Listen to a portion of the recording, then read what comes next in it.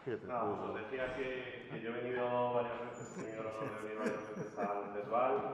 Siempre es una ilusión, pero este año a mí me hace especial ilusión porque traemos 3 proyectos de documental muy especiales, basados en una apuesta que hemos hecho desde Prime Video de hacer algo especial siempre con cada documental que produzcamos. Son 3 apuestas muy diferentes, pero creo que todas aunan la innovación y el riesgo en intentar encontrar nuevas maneras de narrar hechos que pueden ser difíciles de creer a veces, pero que son realidad. Estos son Cómo cazar a un monstruo, que ya lo tenéis disponible en Prime Video desde hoy, Medina, el estafador de famosos, y El circo de los muchachos.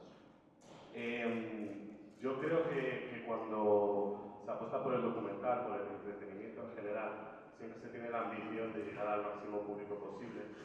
Cuando nosotros estábamos diseñando estos 3 proyectos, decíamos, tenemos que hacer que cada uno tenga su giro, que cada uno tenga su punto especial. En el caso de Cómo cazar a un monstruo, es un true crime que se desarrolla en tiempo real. Es una de esas historias que no te crees lo que está pasando cuando la estás viendo, llena de giros, que ni el mejor guionista sería capaz de hacer, que lo hablábamos con Ramón ayer. Medina, ¿pensáis que un true crime puede ser una comedia? Sí, y Jorge Ponce y Javi Valero lo van a explicar. Y El circo de los muchachos es una historia que yo creo que es difícil de definir porque es una historia que sucede a lo largo de 50, 60 años, que tuvo un impacto brutal en España, que es una gran desconocida, que teníamos más de 1000 horas de archivo casi inédito todo, y que bueno, que con un personaje magnético, que lleno de carisma, de los típicos que se ven en esos documentales que a todo el mundo atrapa. Entonces, lo que vamos a hacer hoy es hablaros de los 3 van a estar disponibles este año, como os decía, Como cazar a un monstruo ya lo está, así que nada, a lo mejor es que os lo cuenten ellos, yo os doy más la chapa, que suban Ramón y Carlas de Como cazar a un monstruo, Javi y Jorge Medina y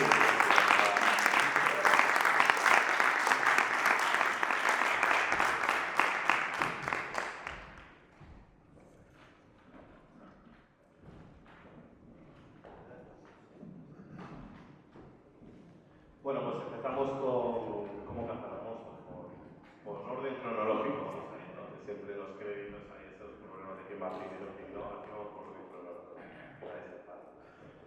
¿Cómo cazar a un monstruo? Lo van a contar ellos, pero a mí lo que me gustaría es que le deis un poquito de contexto de qué es Cómo cazar a un monstruo y sobre todo cómo llega a los dos la historia, porque llegó de una manera bastante especial.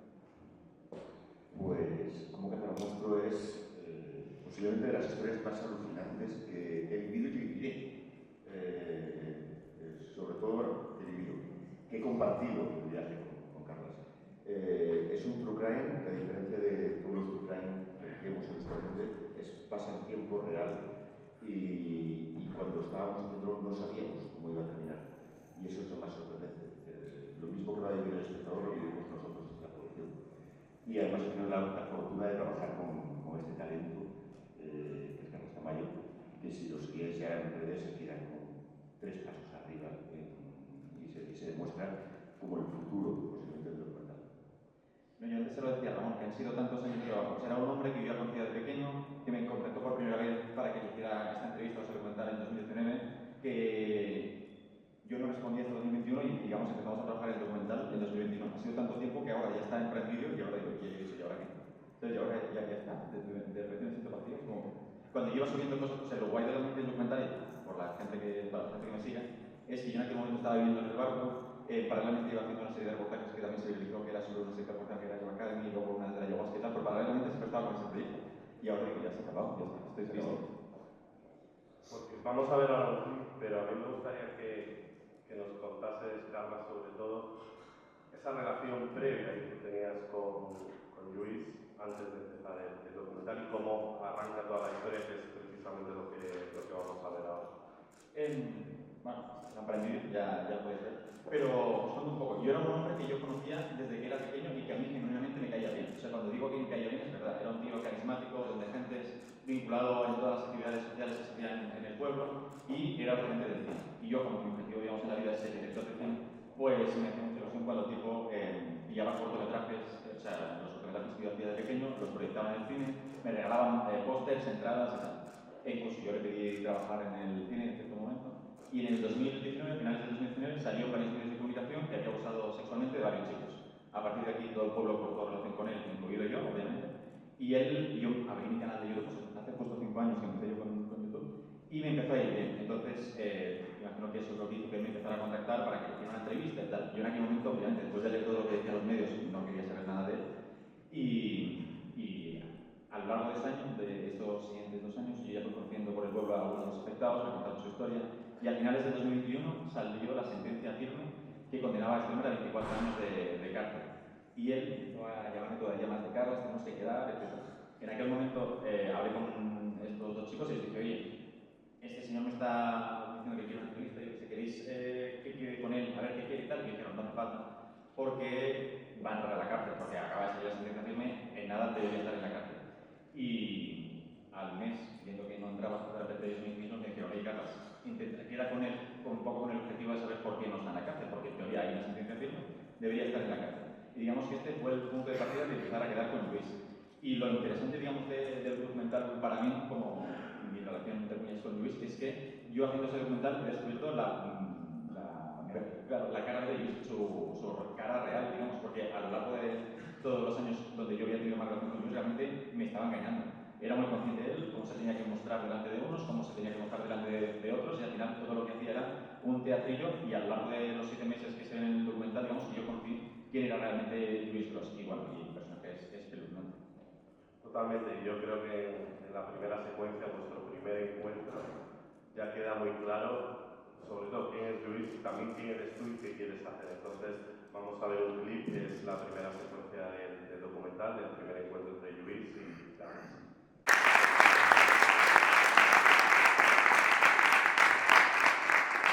La verdad es que pone los pelos de punta, escuchar la tranquilidad moral con la que habla de que le hagas un documental para lavar su imagen.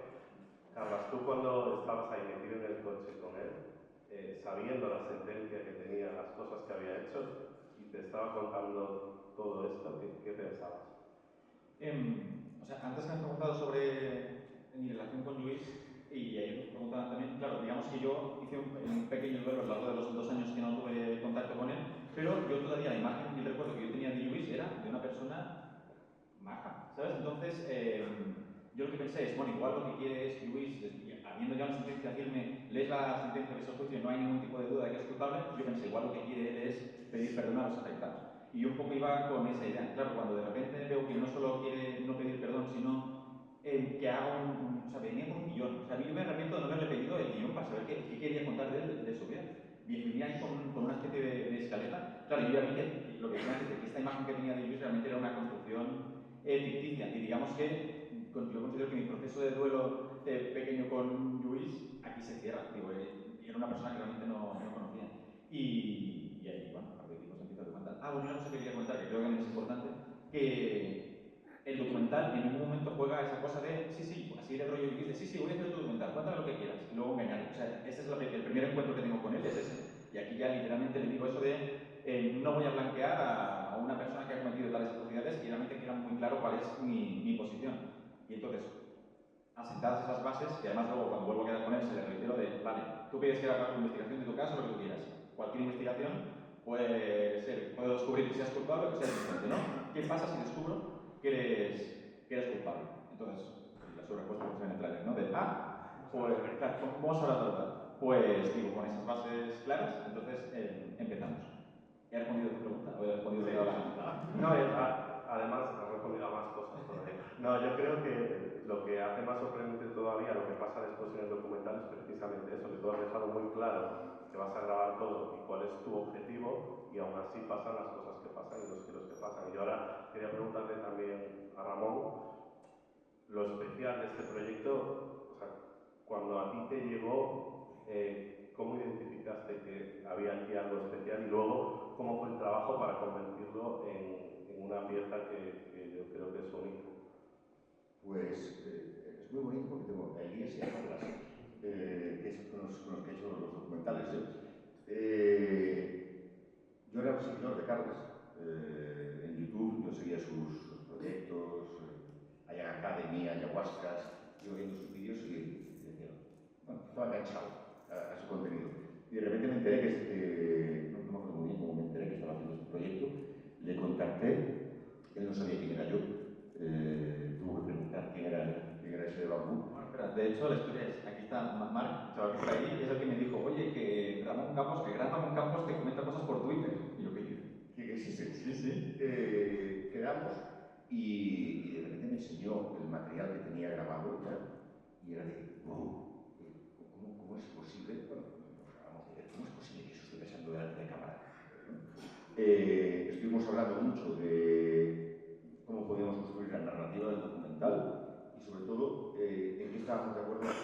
Si Carla me hubiera dicho, o yo le hubiera dicho a Carla determinadas cosas de nuestras líneas rojas, ética, moral, de lo que queríamos hacer, si no estuviéramos de acuerdo, posiblemente no hubiera ido adelante, pero estuvimos de acuerdo desde el principio en qué queríamos hacer, eso, de no blanquearlo, bueno, discutimos varias reuniones sobre cómo íbamos a contar el documental y a partir de ahí empezamos a vosotros. Es que entrasteis súper rápido. Yo cuando vi el material de Carlas dije, tenemos que ir a presentarlo. Y no, ya lo visteis vosotros. Sí, todo el equipo cuando lo vimos no dábamos crédito. Era tanto material y encima con cosas tan especiales que nos impactó un montón. Y bueno, espero que a todos os impacte de la misma manera ahora que ya está disponible. Luego hablamos más en el coloquio. Paso ahora a Jorge y a Javier con Antonio Medina, el estafador de famosos. No sé cómo clasificarlo. Yo he dicho true crime y comedia, pero yo creo que es bastante inclasificable este documental. Entonces, contadnos un poquito vosotros qué es Medina, el estafador de famosos. Bueno, en cuanto a True Crime, yo creo que sí es True Crime, lo que pasa es que yo creo que estamos aquí ahora hablando justo del alfa y el omega, ¿no? O sea, todo el espectro de True Crime, o sea, es la cosa más terrible, es un pergasta, y lo nuestro es la cosa más light del crime, que lo llamamos crime porque es crime, pero es un señor que le saca 20 pavos a un famoso, que 20 pavos a un famoso es la propina del café. Sentarse, salvarse, la comedia evidentemente es un poco más sencilla que con el proyecto de Tamayo y Campos. Y lo nuestro es una historia, en realidad es una historia también súper personal. O sea, salvando todas las distancias, es una historia que le pasó a Jorge y que a Jorge lo obsesionó desde hace 7 años. 7 o 8 años, sí, más o menos. Exactamente, efectivamente es true crime porque hay un pequeño crimen, no crimen, es decir, yo creo que a un famoso si le sacan 20 euros engañándolo, está bien, hay que sacarle, eso es lo primero que digo, hay que sacarle dinero a los famosos, ¿vale? Eso es lo primero. Por lo tanto, este señor es un héroe en vez de un villano. Pero sí que hay un engaño, hay una estafa, y la comedia obviamente viene siendo verdad, siendo un documental, no es nada de ficción, porque si un documental lo que hace es poner el foco en qué parte de la historia se quiere destacar, nosotros ponemos el foco mal todo el rato. Estamos investigando un crimen, siempre mirando al lado que lo tenemos que mirar y obviamente bastante gracioso. La historia parte efectivamente, de una historia personal que me ocurrió, ahora creo que haría ya 8 años, después de hacer mi primer programa de tele delante, en el aire en Barcelona. Al volver a Madrid, cuando acabó el proyecto, un señor me paró por la calle, diciendo, Jorge, ¿qué tal? Soy cámara de el aire, del programa de Terrat. Hablé con él, es verdad que los compañeros, muchas veces los equipos de televisión trabajan mucha gente, los cámaras muchas veces pueden cambiar, y como me dijo, sí, bueno, pues no sé qué. Dice, sí, lo que pasa es que ya hace unos meses que estoy aquí, no estuve en la última temporada, solo la primera. Y el tipo me estuvo preguntando, lo primero que me hizo, preguntar por qué voy a hacer yo, qué sé, qué productora estoy. El tío sabe mucho de tele, hablando de Andreu, Huberto, de Mediapro, nombres como muy técnicos que los compañeros de prensa especializada sí pueden saber, pero el señor de la calle, si no es cámara, claro que lo sepa. Y después de contarme, de hablarme, de preguntarme, de interesarse por mí, me cuenta que por lo que dejó el programa, da como por hecho que sí, que sabe lo que pasó con mi hija, y claro, obviamente te interesa por la historia, sí, ¿no? ¿Qué pasó? Y te dice, no, que mi hija es lesbiana y estaba dando un paseo con su chica y un grupo de neonazis le dio una paliza y la dejaron tetrapléjica. Entonces, bueno, a mí me paró en el centro de Madrid, al lado del cajero, te quedas con la boca seca, hombre, Antonio, pero no lo sabía. Dice, no lo sabía, pero si Andreu y Berto me han ayudado mucho, se han interesado mucho por mí. Y después de yo preguntarle cómo está, pues darle varios detalles, está en el hospital de Toledo, con la unidad de personas con tetraplegia y tal.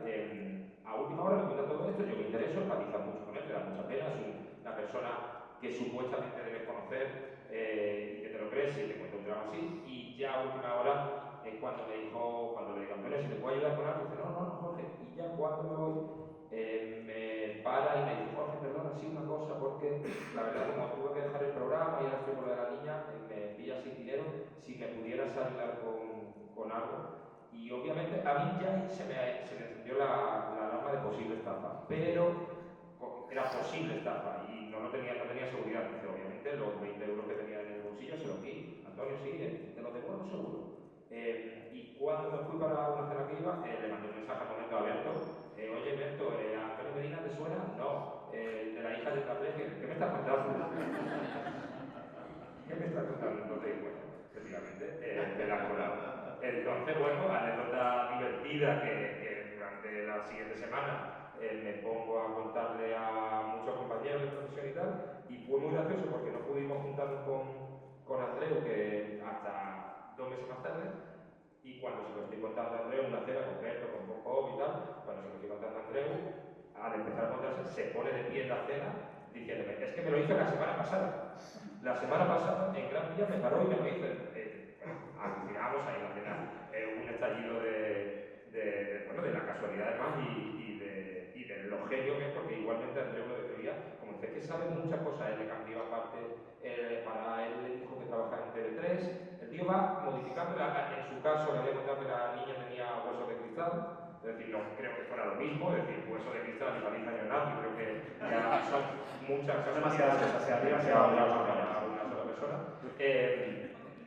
Y lo gracioso de esto es que, bueno, ya sabemos que Andreu, ya sabemos que lo ha hecho a 2, y creo que en semanas, meses, pues nuestro entorno de gente que es conocida por la televisión y entorno de comedia, empieza a salir Dani Rovira, Carlos Arece, Joaquín Reyes, y ya nos empiezan a contar, ¿no? Pues a mí me ha dicho también que Alex de la Iglesia empieza, y en unos meses teníamos 15, 20 nombres de compañeros, todos muy del mundo de la comedia, porque es donde me relaciono yo un poco más, y claro, estábamos alucinando.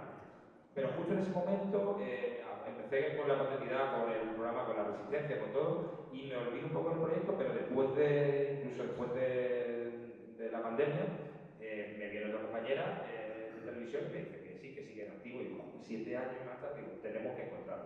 Entonces ya es cuando hablamos con Prime, le contamos el proyecto y el documental nuestro es activo en el sentido también de contar la historia y de tratar de localizar a este señor, siendo nosotros pues no los mejores investigadores que hay en España. Es que de aquí yo creo que la comedia tiene esos 2 elementos principales. Uno, que puede que sea el primer true crime que busca encontrar al asesino para decirle, eres un máquina, muchacho, te admiro, porque básicamente eso sí que se trata de encontrar a Medina y decir, lo que has estado haciendo durante 20 años es una locura, eres un artista. Por un lado eso, y por otro lado, que quizá en eso somos los que más mérito tenemos de toda esta mesa redonda, es que no tenemos ni puñetera idea de hacer un true crime. O sea, que es que eso es el proceso, o sea, aparte de la historia es contar cómo unas personas que hemos estado haciendo comedia, escribiendo comedia durante muchos años, de repente nos enfrentamos a una investigación seria a cómo se encuentra una persona. Y pues no quiero hacer spoilers, pero creo que no es spoilers si digo que somos idiotas. Sí, creo que se sabe, creo que sí. A ver, lo contáis así, pero investigación hubo. Investigación hubo. Había que buscar a una persona de la que nadie sabía nada, porque a cada uno le contaba una historia diferente. Claro. Contratasteis incluso a investigadores privados. Sí, claro, como somos idiotas, necesitamos a alguien que no nos fuera del proyecto. Pero también tuvimos mala suerte ahí, además. Ahí hubo un pelín de mala suerte y el clip que os hemos traído va relacionado con esa investigación y el retrato robot. Sí, lo primero que les pedimos, lo primero que nos dijeron ellos que era interesante, obviamente, para tratar de localizarlo, nos dijeron, bueno, pues los lugares, las fechas y hablar con todos los, bueno, que fueron saliendo. Cuando ya empezamos a buscar activamente gente que se había topado con este señor, llegaron a salir, creo que ahora mismo tenemos 60, 70 nombres, llamando. Me imagino que cuando se publique el documental saldrán todavía más, porque lleva 20 años haciendo la trama. Y nos dijeron que, bueno, hablar con todas las víctimas para un retrato robot, que suena bastante evidente porque no teníamos nada, no teníamos el nombre, suponíamos que era falso, entonces, bueno, y creo que... Y obviamente salió bien. Sí. Vamos a verlo. Pues Es un delirio, o sea, pero también vemos que hay momentos que ya también los nervios ya salían a flor de piel porque la investigación se ponía complicada y tú queríais encontrarle. queríamos encontrarlo, la verdad, y es completamente cierto lo que nos pasó con los detectives, que luego nos ayudaron un poco, pero al final, bueno, todo un desastre. Y una de las cosas que teníamos nosotros de complicación, que para eso nos ha ayudado mucho la documentación que sí que vimos que había en prensa y eso, era porque en nuestro caso, con la credibilidad que tenemos, con la credibilidad que tengo yo, que creo que no invertirías en algo que te digo yo que inviertas, teníamos que hacer que se viera que es real, porque el proyecto, cuando lo contamos, era uno de los hándicaps de que parezca un falso documental, que parezca que hemos hablado con esto, y para eso nos ayudó mucho material que había publicado, artículos, programas de televisión que obviamente no son cercanos a nosotros, y eso es una de las partes muy importantes del proyecto. Sí. Bueno, pues en octubre sabremos si encontrasteis a Antonio Medina y Claro, sobre todo qué retrato robot se parecía más. Y bueno, luego, como les he dicho a ellos, luego hablamos un poquito más y pasamos ya al Circo de los Muchachos con Elías y con Borja. Y como os decía al principio, es un proyecto muy especial por la historia que cuenta, muy difícil también por la cantidad de archivo que involucra. Entonces a mí me gustaría que para empezar nos contaseis un poquito cuál es la historia y cómo llegó a vosotros. Bueno, la historia del Circo de los Muchachos en realidad es la historia del circo y la ciudad de los muchachos. Es un proyecto vital, educativo, una utopía que fundó en pleno franquismo, a finales de los 50, un cura de Orense que se llamaba el Padre Silva, y que básicamente lo que consiguió hacer fue una república de niños independiente en un pueblito cerca de Orense en pleno franquismo. Para la sorpresa de todo el mundo, tanto de la iglesia de entonces como del propio régimen, ¿no? o nuestra respecto a esto. Y entonces a partir de aquí él desarrolla un proyecto educativo en el que van integrándose cada vez más niños. Él tiene origen en circense y entonces decide montar un circo de niños que con el paso del tiempo empieza a girar por España, consigue el éxito, empieza a girar por Europa, luego pasa al mundo y acaba en los 70 convirtiéndose en lo que hoy sería básicamente el Circo del Sol, ¿no? Paralelamente crece el proyecto educativo y se convierte en uno de los proyectos punteros de, vamos a decir así, como enseñanza libre del mundo en los 70, ¿no? Con la llegada de la transición, el proyecto no sabe adaptarse a la modernidad. El Padre Silva emprende un camino bueno, pues lo que le suele pasar a todas las grandes egos visionarios, ¿no? que emprende un camino un poco de delirio y básicamente la historia lo que cuenta es el auge y la caída de este proyecto utópico que realmente es muy sorprendente ver cómo pudo nacer, cómo pudo crecer, cómo pudo llegar a ser tan famoso en todo el mundo y cómo pudo llegar a autosepultarse al punto de que probablemente hoy mucha gente lo conozca aquí, ¿no? Y esta es un poco la historia. Cruza efectivamente 50 años y está llena de episodios absolutamente increíbles, delirantes y también muy estremecedores, sorprendentes, fascinantes. Y lo que lo hace, yo creo también especial es el hecho de que el Padre Silva, aparte de un visionario con una idea utópica, era un adelantado también a su tiempo y estaba todo grabado prácticamente. Sí, es una persona que él intuyó desde muy pronto que, bueno, como buen mega personaje que se autoveía como visionario, como que tenía que dejar un registro de todo lo que se estaba creando, ¿no? Entonces, desde el principio tuvo mucho interés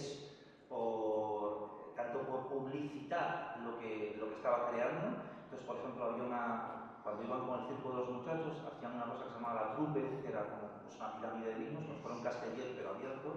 Y entonces lo primero que hacía cuando iba a una plaza en el mundo era hacer la trupe delante del sitio más importante de ese lugar. Entonces hay trupes delante de la Estatua de Libertad, trupes en el Palacio Imperial de Tokio, trupes en el Machu Picchu, trupes delante de la Torre Eiffel, en el Atomium de Bruselas. Bueno, es una cosa. Y él, de alguna manera, siempre lo hemos visto como una especie de precursor de lo que es las redes sociales, ¿no? Como que hubiera sido el Instagram perfecto, ¿no? El padre Silva, porque tuvo desde el principio una idea de tan importante es lo que hacemos como dejar un relato visual de lo que hacemos, ¿no? y contar al mundo lo que hacemos, ¿no? Y de hecho eso es parte también de su propio delirio, de su propio final, ¿no? Esta idea de intentar crecer, llegar y por el camino olvidarse de lo que hay atrás. Y Borja, para vosotros en Vaca, cuando llega este archivo, esta historia, y tenéis que enfrentar un proyecto de esta magnitud, ¿cómo lo encaráis? Bueno, para nosotros, nosotros somos básicamente una productora de cine que veníamos haciendo películas y series, digamos, ¿no? Y teníamos un poco la idea de empezar a hacer documentales también. Y cuando nos llegó esta oportunidad, pues bueno, se cruzó en el camino esta historia que obviamente nosotros desde Galicia conocemos. O sea, yo recuerdo perfectamente cuando visité la ciudad de los muchachos cuando era pequeñito, porque muchos de los colegios en Galicia pues era una excursión para ir allí y tal, ¿no? Pues bueno, empezamos un poco a investigar. Mucha gente en Galicia intentó hacer y se hicieron reportajes y pequeños documentales sobre todo esto, pero faltaba por hacer todavía pues la gran obra un poco que mostrase todo lo que hizo el padre Silva durante tantos años, ¿no? Entonces, bueno, digamos que tuvimos acceso y conocimos gran parte del archivo que había, porque, bueno, una persona que colaboró con nosotros había estado dedicándose durante mucho tiempo a copiar parte del archivo que estaba desperdigado por diferentes sitios. Y, bueno, cuando vimos todo ese material y tuvimos claro que había más de 800, 900 horas de materiales de todo tipo en los que se podría construir esta historia, pues fue cuando arrancamos básicamente el proyecto, empezamos a hablar con Elías, después empezamos a hablar con vosotros y empezamos a dar forma pues a todo ese material, acompañado de muchísimas más entrevistas y rodaje que se hizo a posteriori, ¿no? Y yo creo que es uno de los grandes valores de este documental es precisamente ese, ¿no? Hay una riqueza visual y un archivo a lo largo de más de 70 años que ya no solo nos van a ayudar ayudan a ver la historia del Circo de los Muchachos y todo lo que pasó, sino que también son el reflejo de un país al final, ¿no? El reflejo de un país de lo que fue sucediendo desde los 50 hasta que esto se vino abajo. Sí. Y bueno, precisamente por la cantidad de material que había, el proceso de postproducción fue de los más largos también y complicados de condensar todo, y hoy lo que os traemos es en exclusiva los primeros 4 minutos de la serie para que veáis la factura, que yo creo que es muy especial, y la forma de narrar